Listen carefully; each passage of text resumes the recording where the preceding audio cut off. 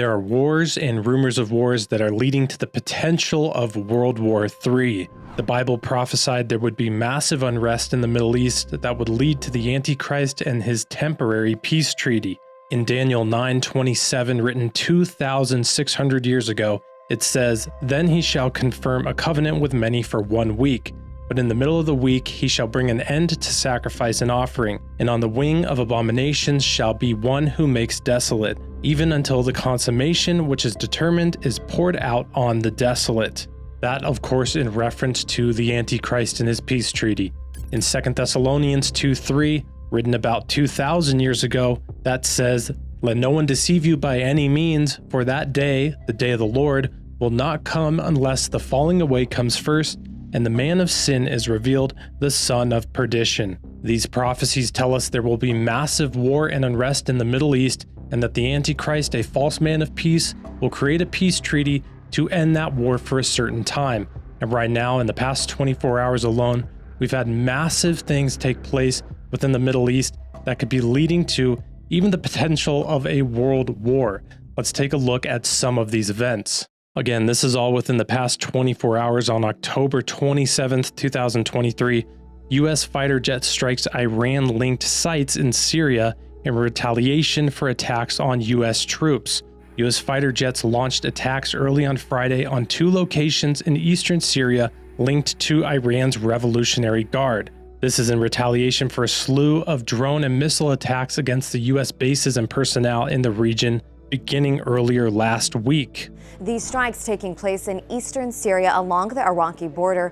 F-16 fighter jets targeting 2 locations linked to Iranian-backed military groups in response to at least 19 attacks on American troops in the region in recent days. Just yesterday, a missile that was sent by Hamas to hit Israel accidentally hit a town and a resort in Egypt. Missile strikes Egyptian Red Sea town on Israel border.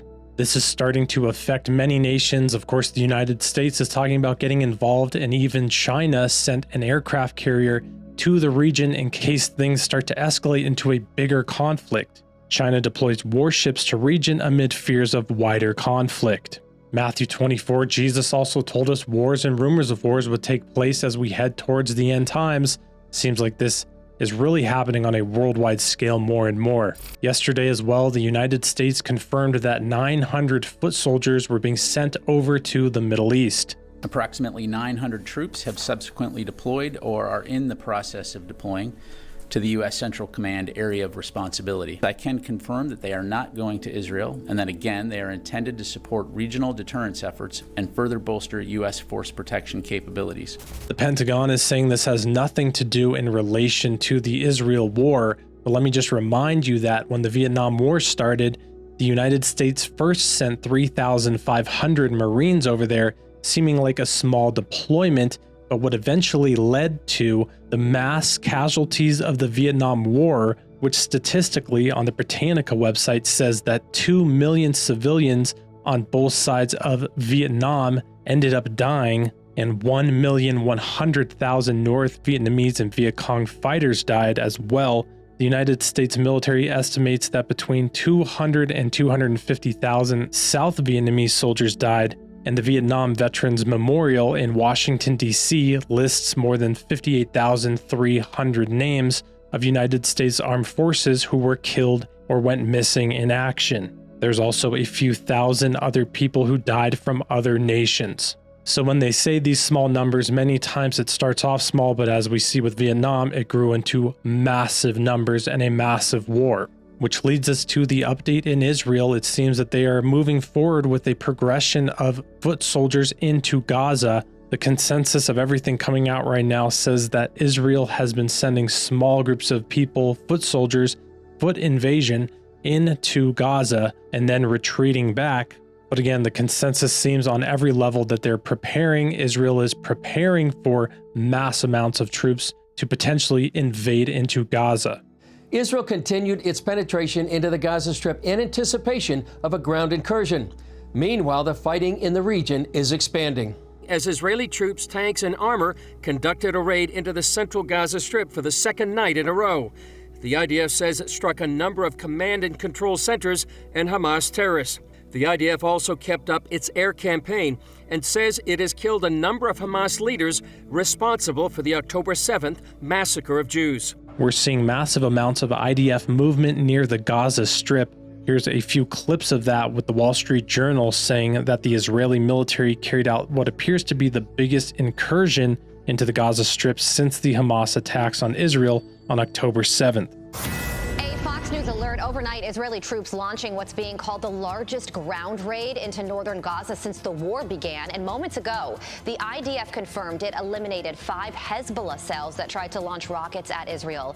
Officials also confirming there are at least 224 hostages being held by Hamas in Gaza, but that number could rise. The brief incursion comes hours after the Wall Street Journal reported that Israel agreed to delay a full ground invasion until the Pentagon can deploy air defense systems to protect American troops in the region.